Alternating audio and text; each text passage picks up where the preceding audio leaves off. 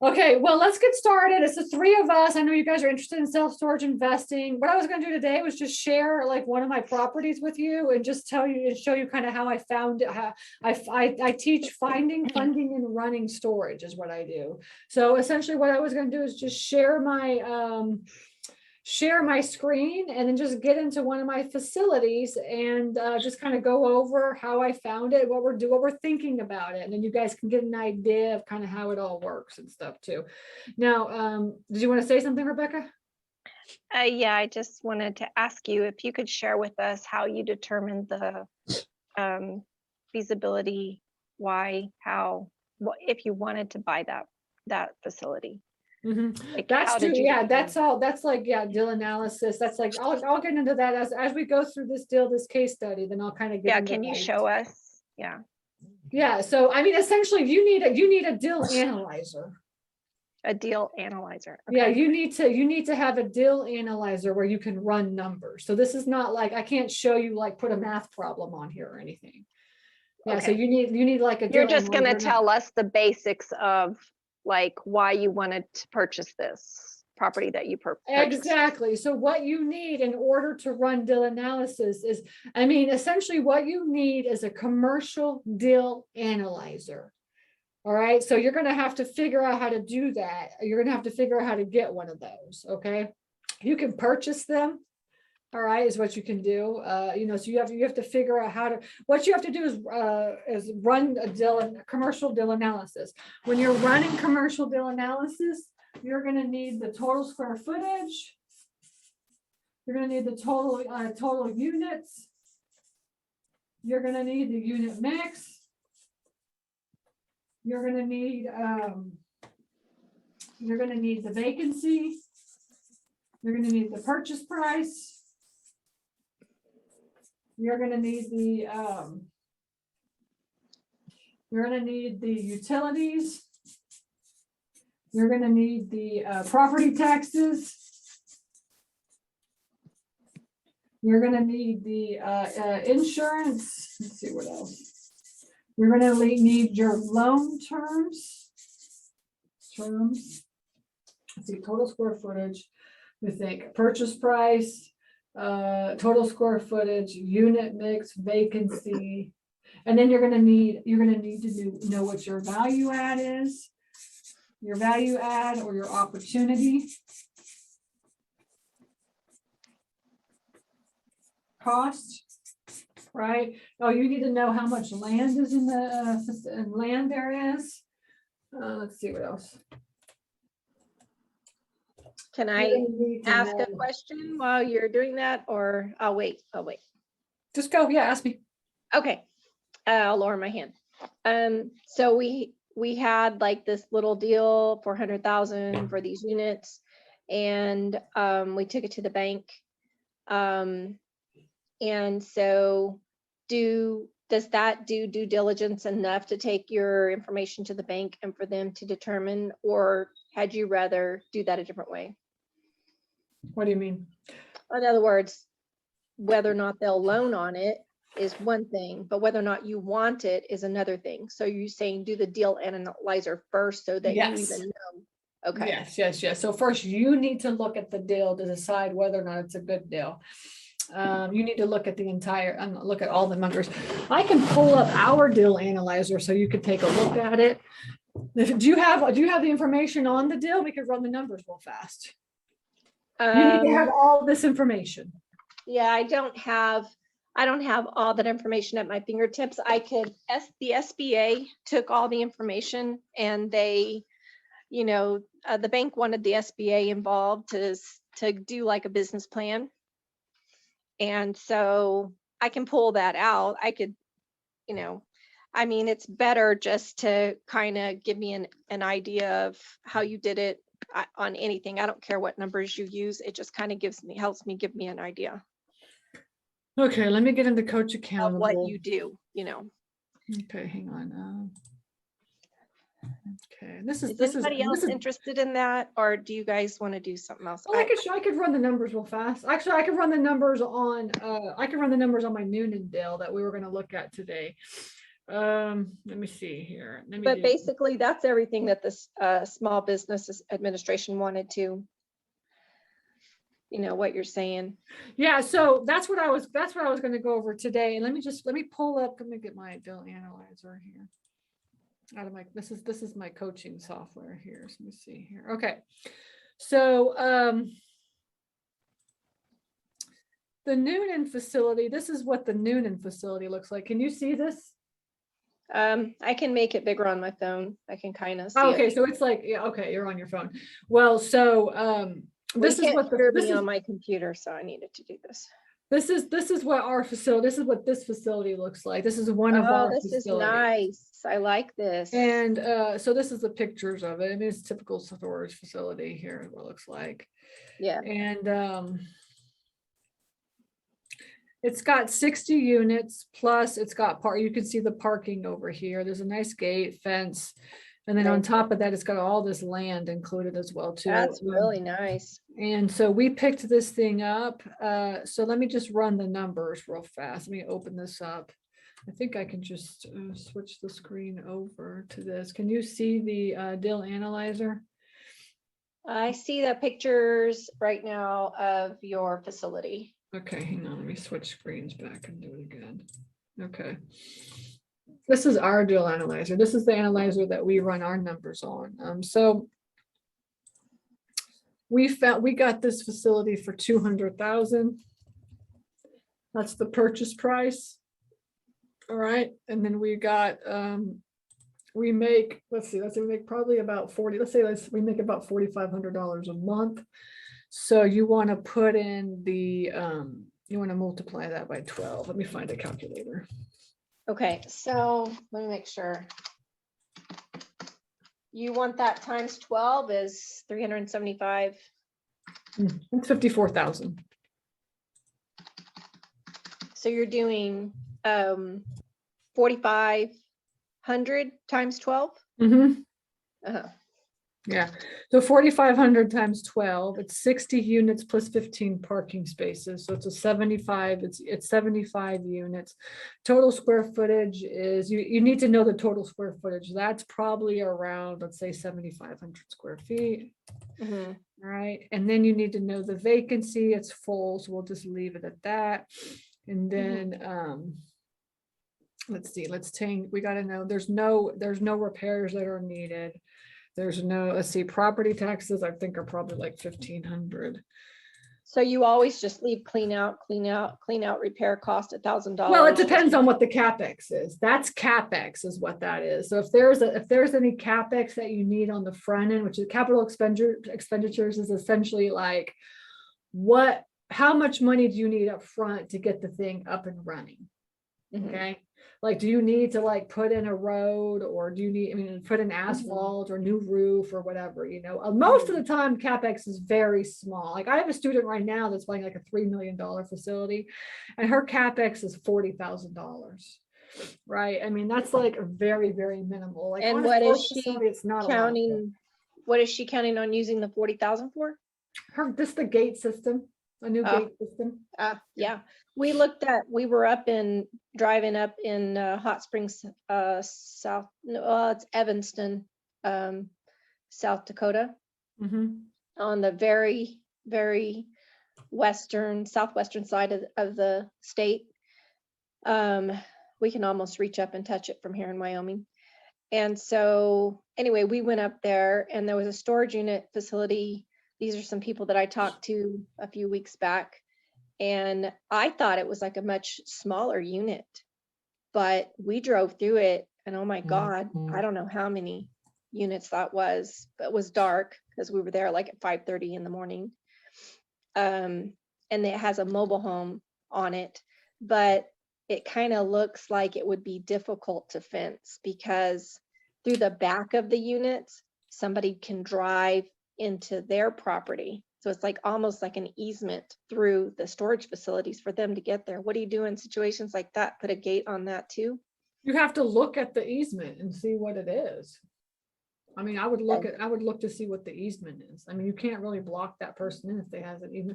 I know. I have somebody that bought a storage facility where it's like kind of in the back of like these commercial buildings, and you do have to drive through the commercial buildings to get to his facility. Now his facility is all fenced in, but there's a car wash in front, like on this side, and there's like a little commercial building right here. And essentially the car wash guy had to give an easement to the storage facility guy. Well, for one, it looks like they have tenants on the back of the units.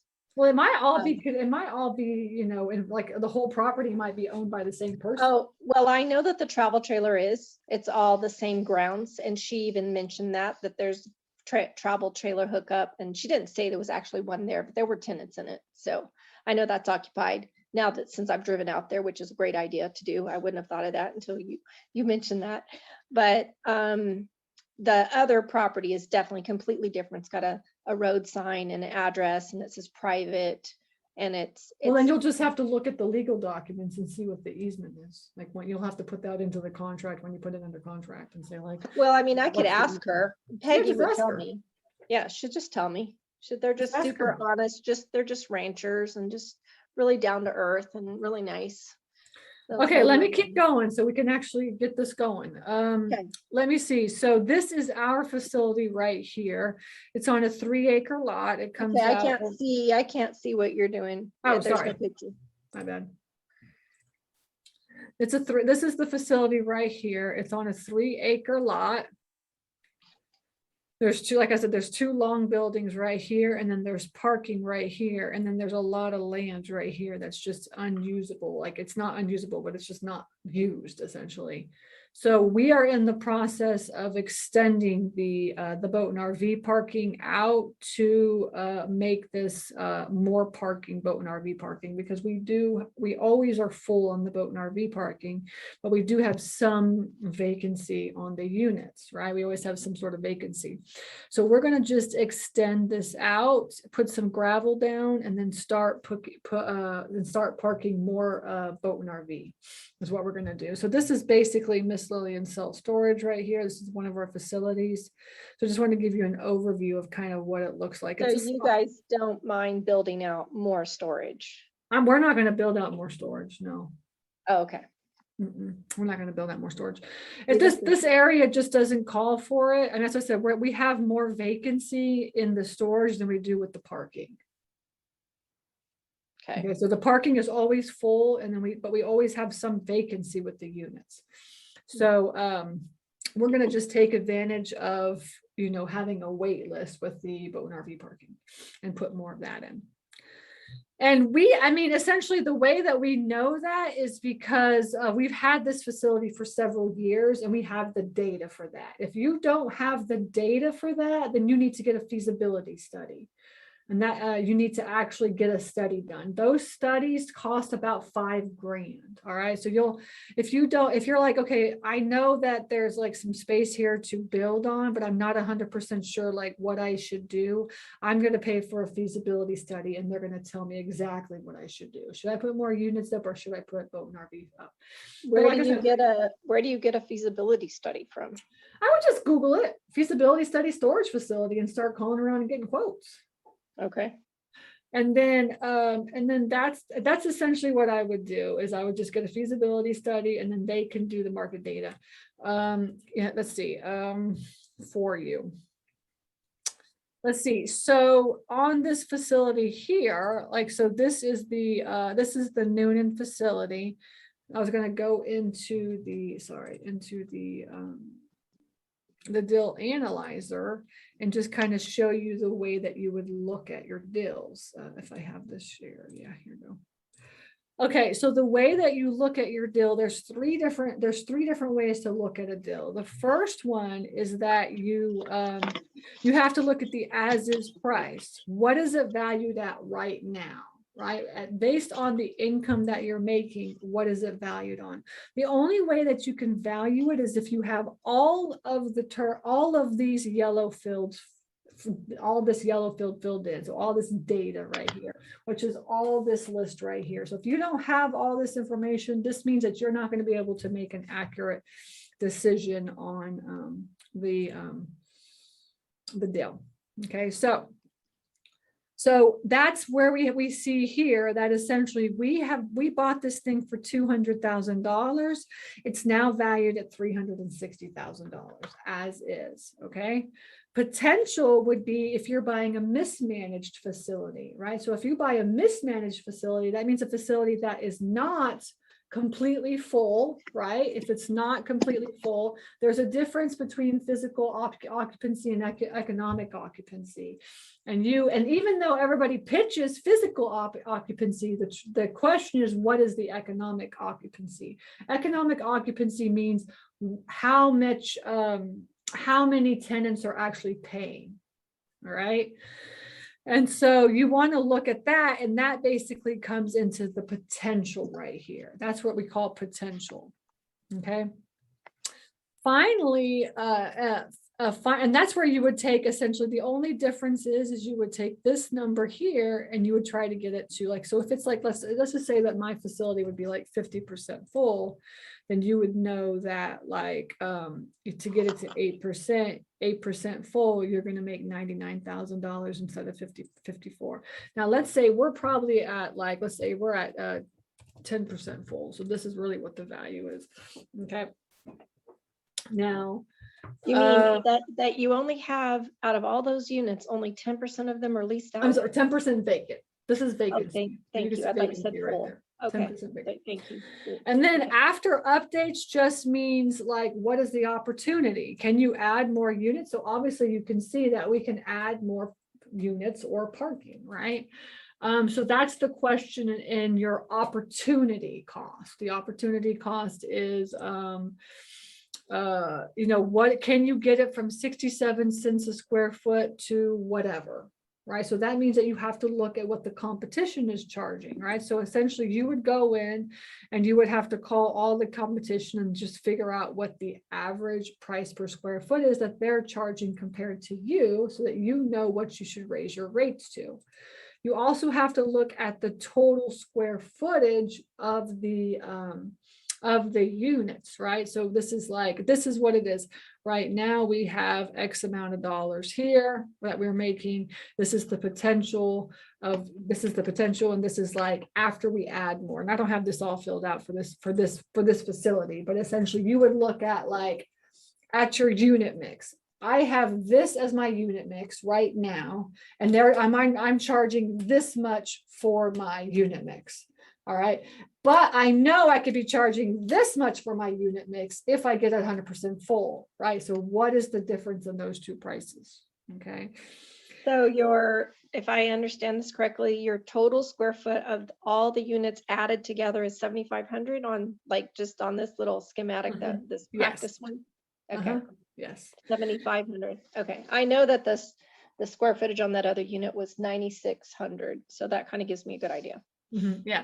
And then but now I can add more like RV boat and RV spaces. So in that probably acre and a half that we have, we could probably add, let's say another 20 spaces. All right. So we'll add another 20 spaces, and we'll just give that another we'll just, you have to do the square footage, but we'll just add it and say like it's going to be another 2,000 square feet. So let's just make this 10,000 square feet. So I just know I can add 10,000 square feet, and we'll do 95 spaces, something like that.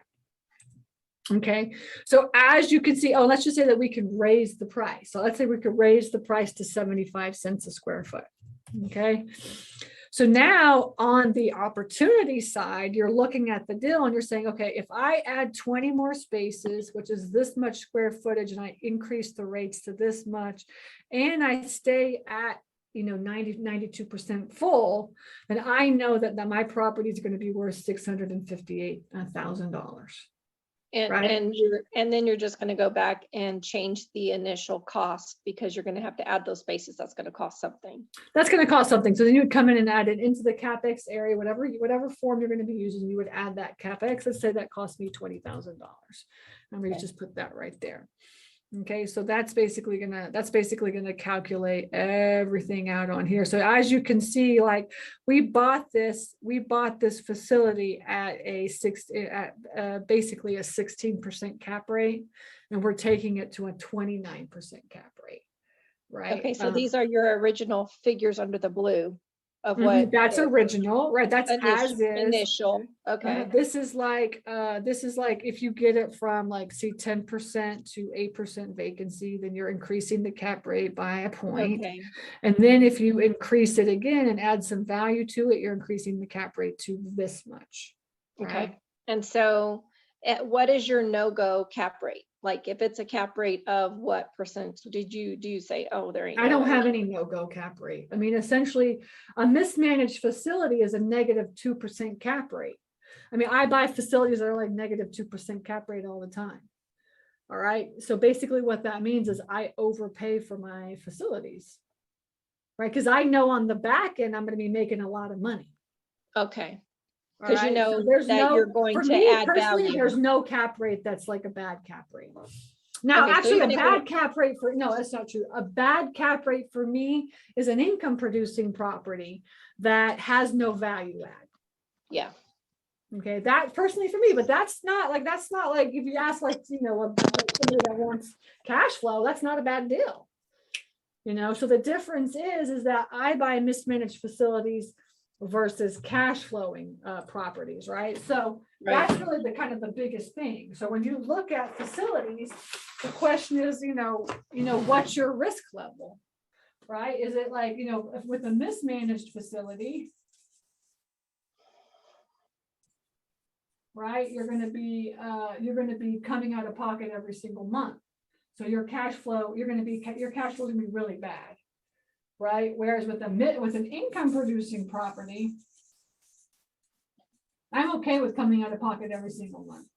Your cap rate's going to be super low. Your cash flow, so you got cash flow, cap rate is going to be really low, right? But on the back end, in a year and a half, 2 years, your cap rate, your cash flow is going to be phenomenal.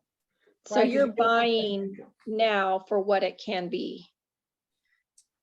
I'm not, yeah, for mismanaged, you're buying it now. Exactly. You're buying it now for what it could be in the next couple of years. Because you already see that out, because you've already calculated the cost and calculated what else is going to be the income add here. Exactly. So exactly. Michelle, I see you have a question. Do you want to ask your question?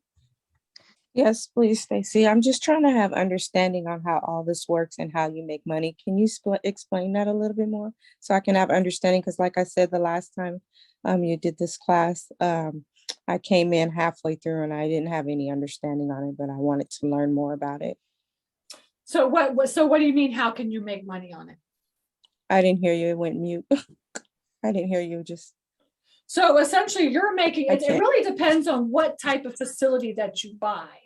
It really depends on what type of facility. So like I said, there's mismanaged facilities, which means that the owner of the property does not manage them properly, and they're not making the cash that they should be making. All right. That's a mismanaged facility. And then you have income producing properties that are like, they're making money.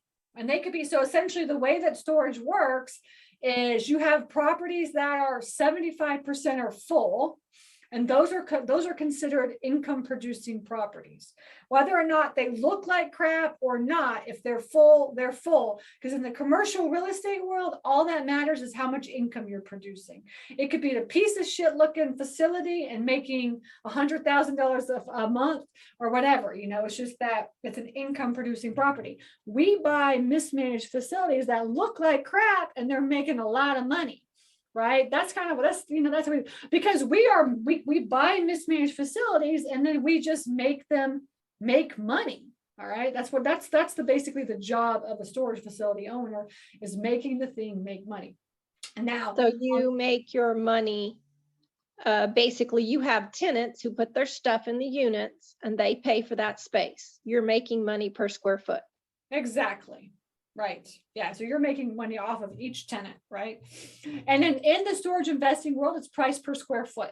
So that's what you're looking at. You're looking at what's the average price per square foot that you're making versus what the competition is making. And why are they making way more than you're making? You know, what's the difference between that type of facility and our facility, right?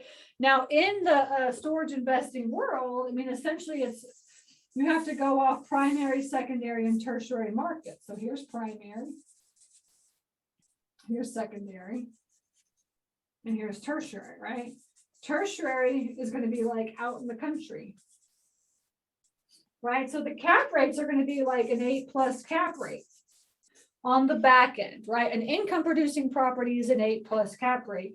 In a tertiary market, the yield, because once you start really getting into storage, you have to learn how to look at numbers, essentially. I mean, really on commercial real estate is all about looking at the numbers, right?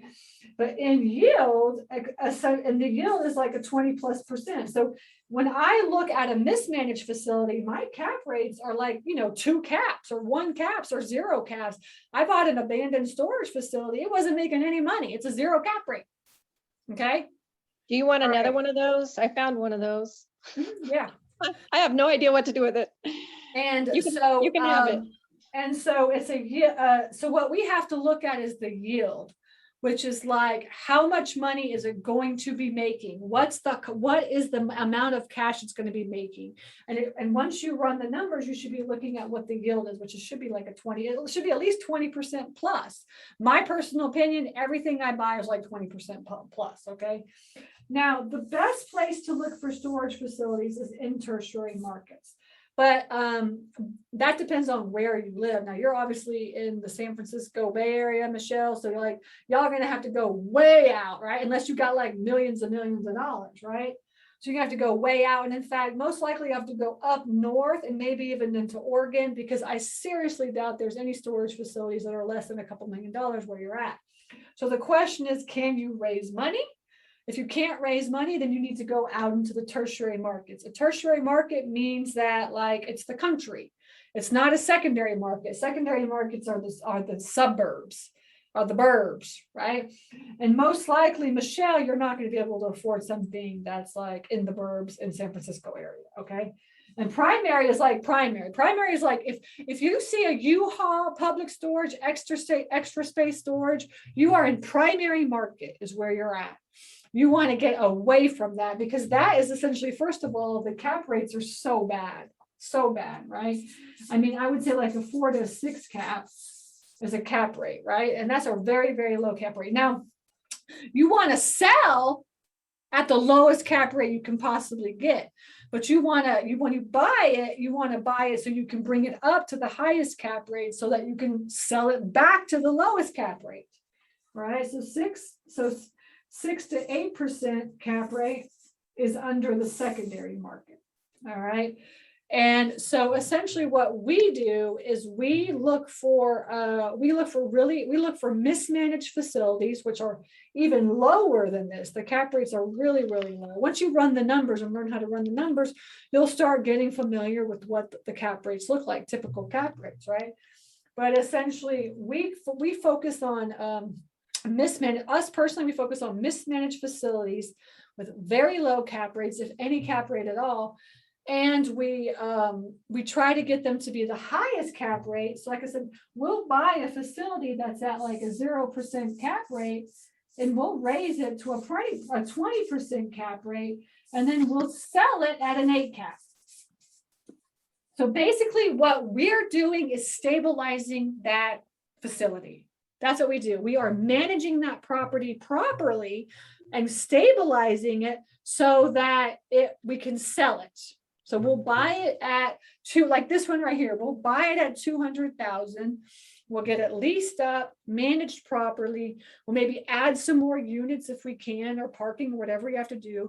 Increase the income, increase the cap rate. Once we get it to a certain cap rate, then we're going to just sell it back at most in a tertiary market at an 8 cap, right? So that's called stabilizing the property, okay? And that's one of the typical ways. Actually, most people do not do this. Most people do not do this when they get into the self storage investing world. And the reason why is because you have to have money in order to do this. If you don't have the money, then you're going to have to find somebody that has the money, because a bank is not going to lend on this. A bank will not lend on a mismanaged property. So this is your own cash or somebody else's cash, right?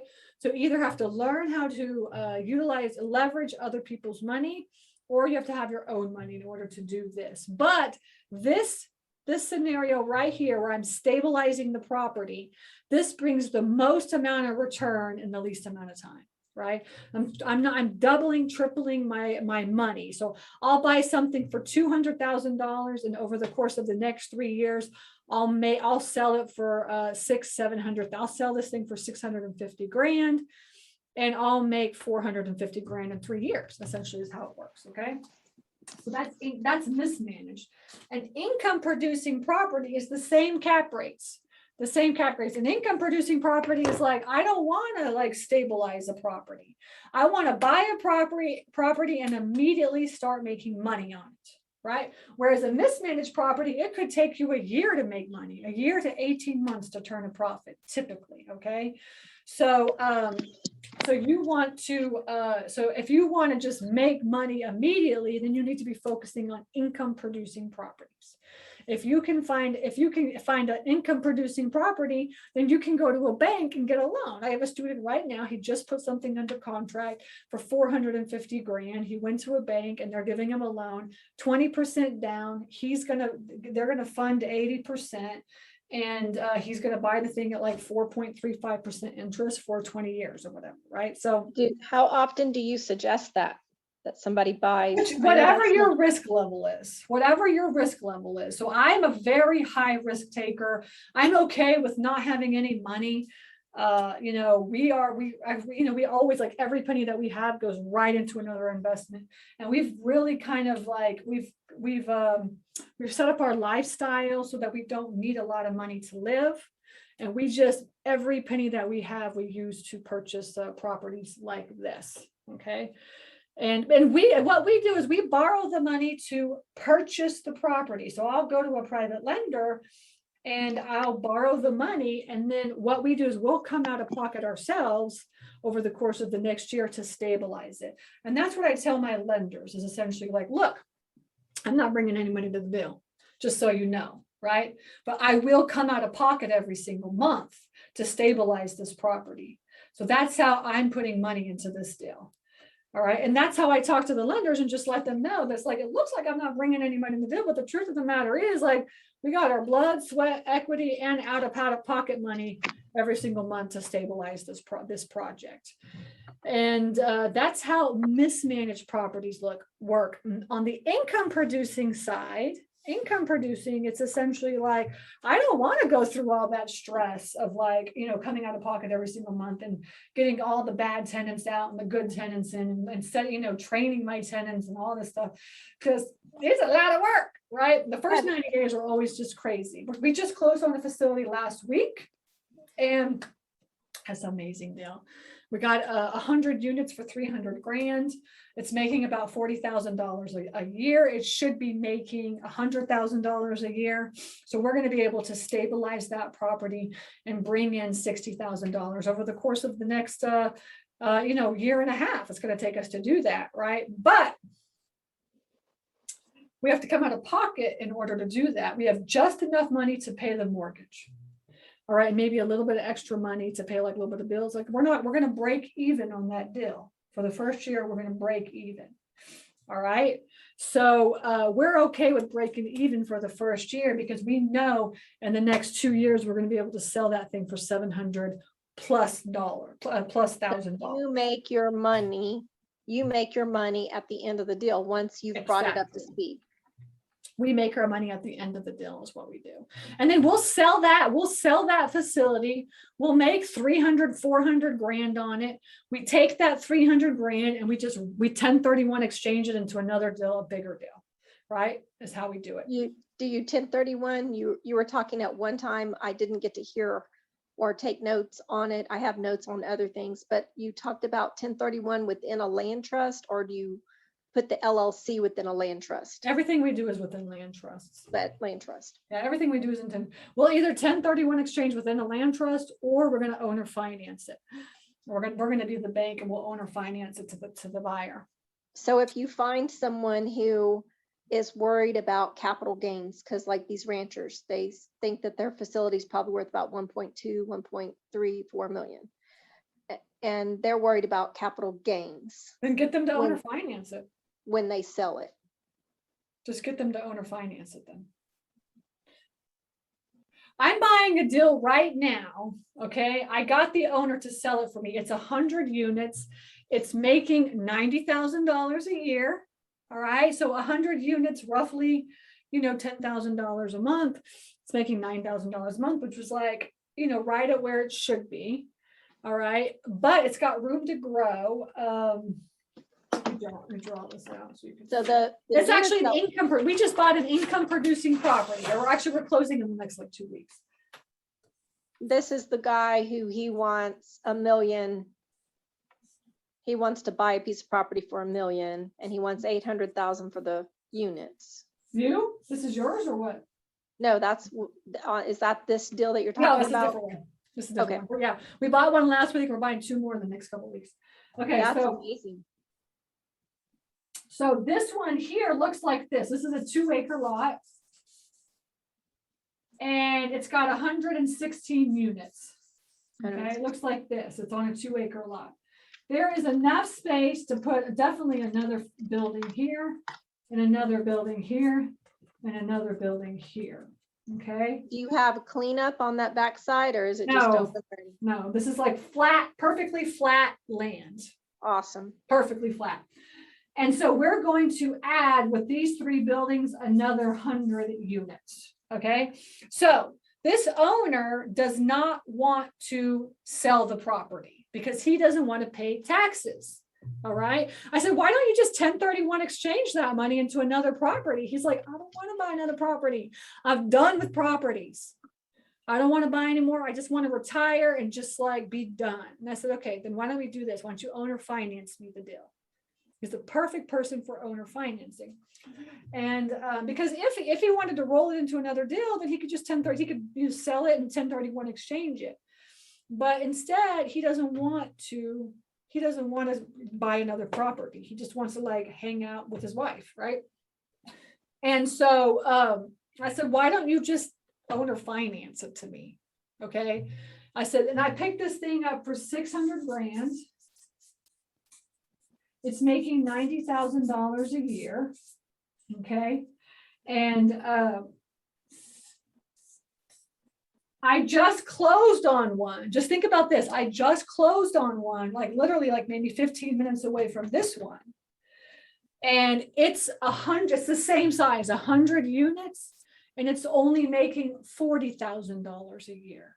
Wow, what's the difference? It's just It's a mismanaged property versus an income producing property.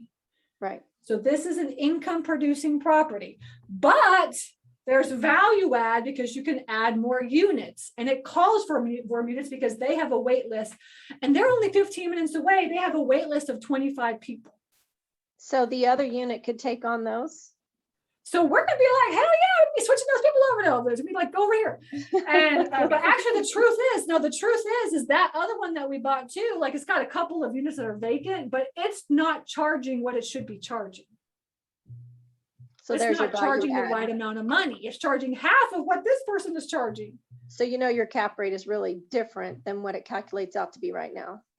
So what I did is I asked the owner, I said, why don't you just owner finance this to me? And he said, I never really thought about that. I was like, look, this is gonna be the best scenario for you. I was like, why don't we owner finance it? You just tell me what your terms are and I'll come up with it. And he said, okay. He said, my terms are $200,000 down. He said, then I'll finance $400,000 for 20 years at a 10-year balloon. So what that means is that I'll pay on $400,000. I'll pay 4.5% interest for 20 years, but at 10 years, I have to pay it off. Right. Which that number, if you go and just go to an amortization calculator, you'll see it comes out to like $1,500 a month or something. $1,500 a month, and this thing makes like almost 10 grand a month. All right, so I'll be netting every single month probably 7 grand. So you All have right. some facilities that will pay to enlarge themselves. In other words, you're making enough money where you don't have to put the money in. Where So you, now that's the question. I got to come up with 200 grand. You know me, I don't put any money into any of my deals ever. Okay. I own millions and millions of dollars, and this is what you call creative deal structuring. You have to learn how to do this, especially if you're going to get into commercial real estate. Okay. Because commercial real estate is expensive. All right. To buy these types of facilities, I mean, it's 600 grand for every single facility. I'm buying facilities $1 million. We got one I just partnered on. It's a $3 million facility. All right. So like this stuff, you have to learn how to structure your deals in order to leverage everybody else's money. So you could you make money. Right. So anyway, so he wanted 200 grand down. So I was like, okay, well, where am I going to get 200 grand down? So essentially what I did was I just like, let all my students know, blast it out to all my private lenders. And I said, look, I have a totally awesome deal. Who is interested in partnering with me? Okay. And so then what I did is I just had a webinar. Like I just brought everybody onto Zoom, and I got like 50 people that wanted to partner. 50 of them. and okay? how many people could come So forward and then- partner? So then I did the whole webinar. I talked to everybody. I kind of went through the whole thing, went through my whole webinar, showed them all the deal and everything. And then I said, if anybody's interested in partnering, all you have to do is just, like I said, just email me and let me know. And then we'll have a one-on-one conversation and we'll work out the details. And so I got like 10 people out of those 50 people that said they wanted to partner. Okay. So I talked to all of them. I went through and I talked to all of them. And I found somebody that wants to partner with me. And what he's going to do is he's going to bring $225,000 to the table. All right. And I'm going to pay 8% interest on that money. Okay. So he's basically lending me the money. He's going to lend me the money to put the down payment down. Okay. So that's what he gets in return for bringing the cash forward. He gets Well, I'm just not a done yet. percentage. Okay. Yeah. $200,000 or $225,000 at 8% interest. Plus he's going to get 30% of the deal.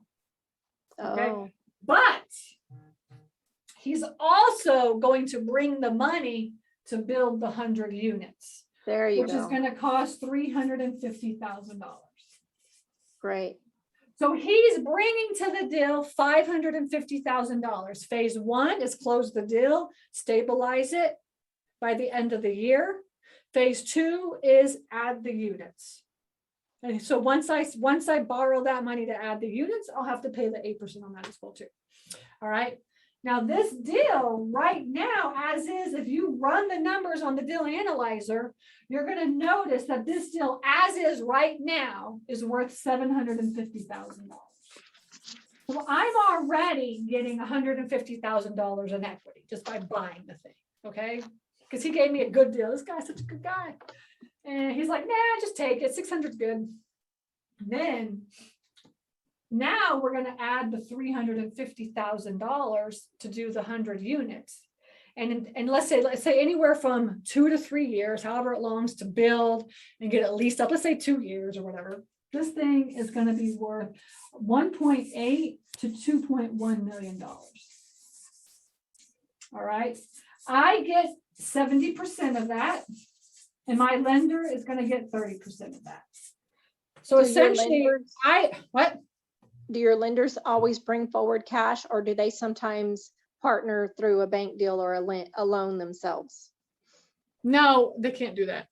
You can't, because what you have to do is you have to form a company. Because you have to form a company. What you would have to do is you'd have to form a company.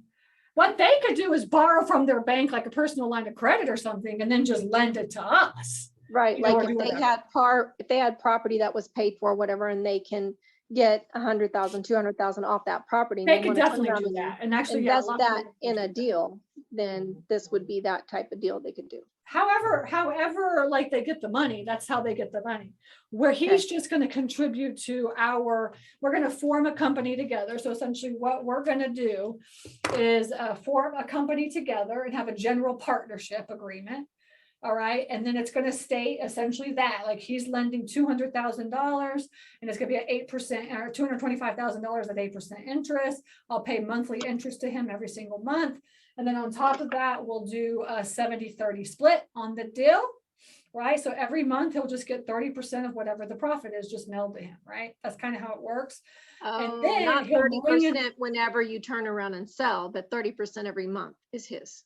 Exactly. Okay. So he'll get 30% monthly and 30% of the profit. Okay. Is what he gets. And then the 350, when he lends on that, I'll just immediately start paying 8% on that as well too. And then I'll pay on that, I'll pay on the 200,000. And then my job is to lease that thing up. And then as soon as it's leased up, we're just going to sell it.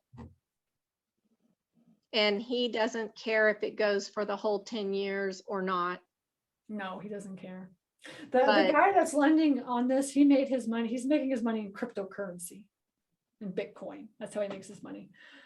So, but anyway, so he's lending that money. And so we're going to just partner on the deal and we'll partner on as long as we want. And then we'll decide, we'll just, he's a really nice guy. I know him, I've known him for a while and we'll just figure out what to do, what we want to do. But I mean, my goal is essentially to sell the thing, right? My goal, that's what I do is I stabilize properties. All right. So I'm not really, I guess I'm a buy and hold person, but essentially I'm more of like, I would rather make $1 million. Let's say I'll make $700,000 on this deal by doing all of this, taking that 600 grand and then just rolling it into a bigger, better deal or going out and buying two $1.5 million deals or, But if $1.3 you million. don't ever put any of your money in a deal, how are you going to roll that over into a deal? My profit. I 1031 exchange my profit. So you do put your money in the deal, but it's through a 1031, like from another deal you closed. It's not like actual. So eventually I'll do a 1031 exchange and roll it into a deal where I won't need a private lender. It'll just be my own money. Yeah. That way you're not paying the interest, but right now you're just building that out. Exactly. Right. So there's a whole bunch of different ways to look at it in the commercial world. Essentially, you can leverage other people's money, right? And not put any money into any deals like what I do. Or you can, what we could also do is just use that money to pay down any debt that we have. Or, you can use it and roll that over into other deals, bigger deals, or you could split that up. Let's say I make, 600 grand or 700 grand on this deal. We could buy like several smaller properties and just roll that money over, or we could, just whatever, we could do whatever. There's like so many different options. Have you ever done a deal? Can I ask a question? Does anybody else have a question? I feel like I am asking all the questions. Have you ever done a deal where someone has some land, like we have some land down in Sinton, Texas. It's right near an overpass that was just built. Mhm. So this overpass goes up and over 181 going out toward Beeville, another tertiary market. Sinton is definitely a tertiary market. So we have this land there, and next door to the land, somebody's put in an RV park. So how do you decide, like, if that's RV parking where that 25 acres is, You or need to do a that feasibility study. that has to be a feasibility? That would be a Okay. feasibility study, exactly. What does the market call for? If you don't have any of your own data, then you should be getting a feasibility study if you're going to do something new. If you're going to build out something new. Yes. So just fencing it off and saying RV storage, and that doesn't work, because then you don't know what's going to happen. You're not doing a very good study. That's not going to really work. Now, you don't want to do your own study on something like that, that's for sure. Especially if you have no idea what you're doing. Just get to the professional, do it, and you'll get a comprehensive report that you can read through, and then it'll start triggering, oh, that's what they look at, and that's what they look at. You Okay. know what I'm saying? So yeah, the first time, maybe the first couple times that you do something like that, you spend a little money to do it, but after you start reading those, it's like, oh, now I know how they're looking at bills. But really any new projects are really good at feasibility. And actually a lot of times, if you're going to go borrow the money from a bank, they're going to ask for a feasibility study. Okay. And they will also say, we will take a feasibility study from these people or these people. We trust these people or these people, or can you just go get it? Maybe, I mean, if they work with storage facilities, they may know some. If not, then you're gonna have to go and find your own. I mean, Well- I usually go, I mean, if I was gonna go to a bank, it would just be like a small local bank. And they Yeah. may or may not know, where to go or what to do, Well, I think that I know who does. Okay. Well, Yeah, then I just mean, talk to them and see. Yeah, I'll just call them. I'll call Della. She was our neighbor for like 20 years. She's the president of the bank there. Cool. Good. Okay, good. Any other, Michelle or Mark, do y'all have any questions about this? I know kind of went over fast, but there's so much opportunity in commercial real estate. You got to learn how to do it, right? That's the thing, is you got to learn how I to want to run teach, commercial I real want to teach how to get the cap rate. That's it. Because I want to learn that in and out. And I find that I do better research and can articulate it better if I practice how to teach it. And then I'm just like, okay. Well, you need to do commercial deal analysis. You can't just look at the numbers. You have to run the numbers and look at the deal. Well, yeah. Yeah. Once you start getting in there and just running the numbers, after you've run them a while, it's like you start. Right. It's just like with anything else, like if you're used to selling homes, I used to sit in a model home, and you're used to telling people, no, your mortgage is going to be about this because the interest rate's about this. This is about where your credit line is. This is where your credit report it's is. like a pattern. No, it's just like, yeah, no, your mortgage is going to be like $800 on this house. If you want this house, then your mortgage is going to be this, and you're going to have to come up. You don't, you're not up there. Exactly. Yeah. Exactly. Yeah. Michelle, did you have a question, or Mark? No, I No. don't. I'm just continuing to listen. Thank you for the room. Okay. I'm just All going to right. continue to soak in. I'll join in again as well, just to keep gaining more knowledge on it, to see if Yeah, I'm just really keep going to be listening in. interested. Yeah, Just I keep will. listening Thank in. you so much, Stacy. Okay, no problem. What about you, Mark? Same here. I'm just, this is my entertainment tonight. Okay, good. Now you're like, I need to go have a beer. That's what I'm thinking. I still got a couple more coaching calls after this. So It's only 4 o'clock here. So it's 6 o'clock here. It's time for beer. I know that's so confusing. I get all these reminders about the classes, and it's like, it's starting now. I'm like, now, not now. Because I go in there and I change the time when I'm supposed to get notified, but it doesn't stick. I'm doing something wrong. So I'm not getting in on as many classes as I want to go into. Mm-hmm. I put it in my calendar and such, but yeah, just check the time zone on your calendar and make sure it's correct. yeah, I change it, but I don't know if it just doesn't stay, or maybe I'm just going to get notified in Eastern Standard Time. That's fine. I just need to make sure I give myself a notification every 2 hours before. Well, at least you're coming and hanging out and listening. I'm trying if I can get there in time. I've gotten 3 messages today that a class is starting right now, but I can't find the class. So I don't know. I don't think there's any other class starting right now. Just me today. No, there was a B&B. Oh, okay. And I tried to go to that one. Did anybody else get in that one? I just couldn't get in there. Oh, are you Yeah, talking about I'm- Richmond Rose? Yeah, Uh-huh. Oh yeah, he's Yeah. good. He's really good. I so joined good. him today for the first time. He's great. Mhm. Oh man, I can't. Yeah, All I the got teachers in. are awesome. I'm telling you, all All of our of them, teachers are so yeah. good. Yes, Yeah, I have. just like you're doing, Michelle, you're doing exactly what you should be doing. Because see, what happened is that when I got started in real estate, I actually paid $50,000 to learn how to get in real estate. I was one of those people that went out and paid like ridiculous amount of money, and all these like guru people. And and I just it just pissed me off, because what they taught me is they taught me how to wholesale and how to rehab. And I mean, I don't regret doing it, because I've done I did like 150 rehabs, and like, oh my gosh, I did so much. I did a lot. I did really well. But like, the truth of the matter is you shouldn't have to spend that much money to learn how to educate yourself. Like, you just got to know where to go. And if I would have known all the different ways on how to invest in real estate, I sure as hell would have never done wholesaling and rehab. That's for sure. Because it's just so much work. it's a great outlet to find other people who want to do the same thing you want to do. And some of them are more advanced, some of them are doing less, but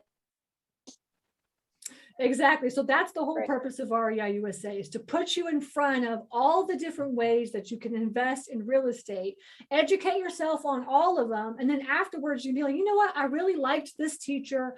I really like this niche. I'm going to focus on this. And then you just like do that is what you do. That's You're the so purpose of right. REI USA. You're so If you- right, Stacy. I love it so much. I'm glad that you have this. Thank you so much, it because is very spending helpful. so much money everywhere, like going all over the place to find all the answers and stuff, where I can just pay $40 a month and get everything I need all in one space. I've spent money too, but not as quite as much as you have. But I'm like, why do I need to? You know what I'm saying? And I can just come here. When Deanna Britt introduced this to me, I jumped on it Yes. right away. You know, I know my heart too. I jumped on it right away, and I've been here ever since. So I'm grateful and I'm thankful for her and for you. Well, for make sure you, having these if you can, programs. write a referral for us in Google Ads. Okay. Okay, I'll do that. I'm trying to get more savvy with computers and all that stuff. I utilize my husband for those spaces, but Mhm. I'll definitely do that. I will. And I thank you so Everybody much needs for an this. electronic guru in our lives. Right. Yeah. Even me. I have my husband. Just like you, Michelle. I just See? got my husband. Right. to do all that. I just don't have Right. the brain power for that. I'm telling you, me too. I can't handle it. I want to do this part of it. I don't want to do the computer stuff. I just want to soak in and learn and absorb, but the computer part skip me away from it. But Yeah. I thank you so much for this. This is truly Thanks a lot, a gift. Stacy. Thank you. Yeah, no problem. Make sure y'all sign up for the 3-day challenge coming up. I already that's did. good. Okay, so yeah, that's going to come up in the next couple of weeks. And just like I said, spread the word about for us. I'd really appreciate it. I mean, it's hard to like get the word out about everything, you know. So, I am. I'm what's gonna the do that best on way? Clubhouse too. oh yes, What's- that'd be awesome. Yeah, I'm on What's the Clubhouse. best I'll do way that. to, so like I've posted a few pictures of different things and I've noticed that, you know, there's like been 11,000 views or there's a lot of views, but where's the best place to put a shout out there for storage nerds, or do you want it to be REI USA or do you REI care? USA, you just go to like search REI USA under Google Ads, and then you just write a what's Write a review for you. Write a If review. I could leave a picture, You can leave pictures as well too. that would be awesome if I could leave a picture. So That's I have, a good idea. Leave a picture, because I just got an Yeah. email from Google that was like, I like complained about one Airbnb that we stayed in like 2 years ago, and I got an email the other day. It's like, you've had 30,000 views on this picture of Yeah. this house. yeah, Like, yeah, man, yeah. that picture's working. Yeah.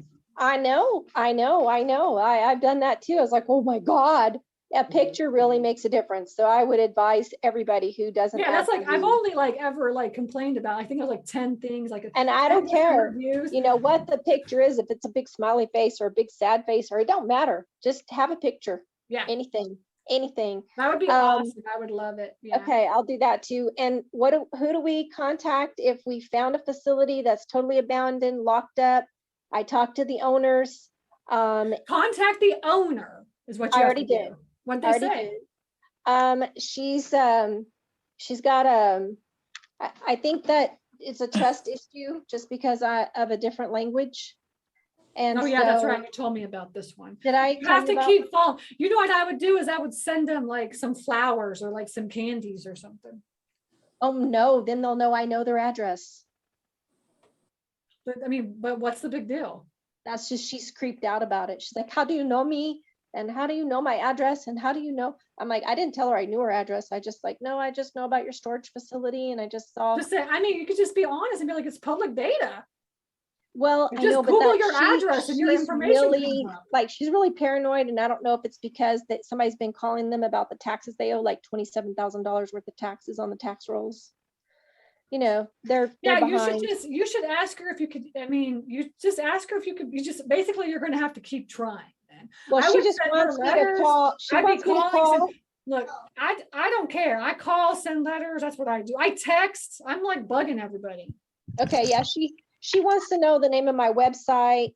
And so I need to make a quick website, I guess. I don't know. Anybody can No. have one of those. Why do you have to have a website? I don't know, she wants to know, you send me your website, I'll tell you, I'm not telling you information. I'm like, well, I basically know how many units you have, and I have, I've drove by your facility. What you should do is just mail her an offer.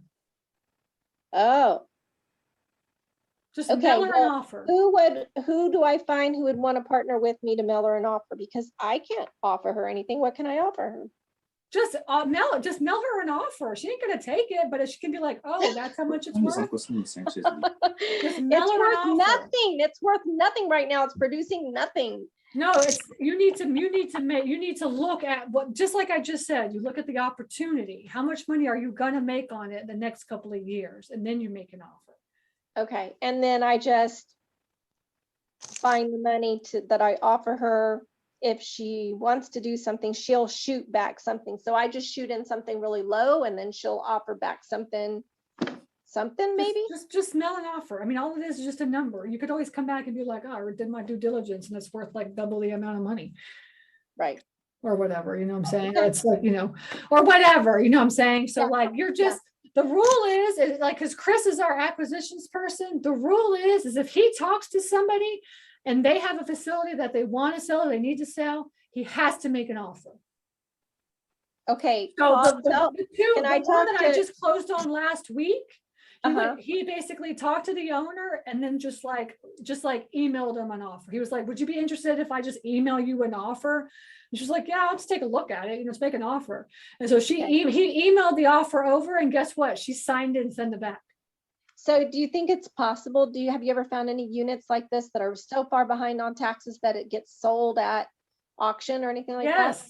Yes. And actually you could call the county too and just be like, look, this person's like behind on their taxes. Can I come in and just pay their tax bill? And then like, if they don't pay the taxes within like whatever your state is, a year, then I'll just get this. But it's going to even be more run down. I want in there faster. So well, I mean, you only have so many options. You either make an offer and do nothing, or like, try to be proactive. Such a good area. The only thing is this other guy built a storage facility right next door to them. But he didn't really build it. He just put in a bunch of boxes, and he rents out those boxes. They're stacked right next to each other. Those are called pods. Yeah, they kind of look funny. They don't look like a pod, but they're basic. That's it. It's basically got a garage door on it. All right. Well, I mean, I gave you a lot of suggestions, so you could do whichever one you think is good. Okay. If you have somebody who would want to partner on a deal like that, how would I find them besides all the people that want to partner with me always only partner with my students. I don't share my lenders or anybody outside of Storage Nerds. Okay. And I'm not a student, right? No, you're not a student. You're not a Storage Nerds. Storage Nerds is the coaching program. It's not REI USA. Okay. REI USA is $40 a month. The coaching program is $1,000 a month. Oh, the coaching program. Okay. Yeah. Okay. All right. Yeah. Yep. All my lenders all like partner with all my students, but that's it. And do you have, how I partner with my students. We're closing on a $3 million deal tomorrow. I'm partnering with my students. That's awesome. Yeah, I'm so excited. That thing's worth like $6 million in the next 2 years. You're gonna make some money. That's dope. I like that. Yeah. I'll keep tuning in so I can learn more. Because just keep hanging out with us. Just keep hanging out, and eventually it'll start clicking. Right. I will. Thank you so much. I found the more that you hear it, the better. Right? Yeah. Yep.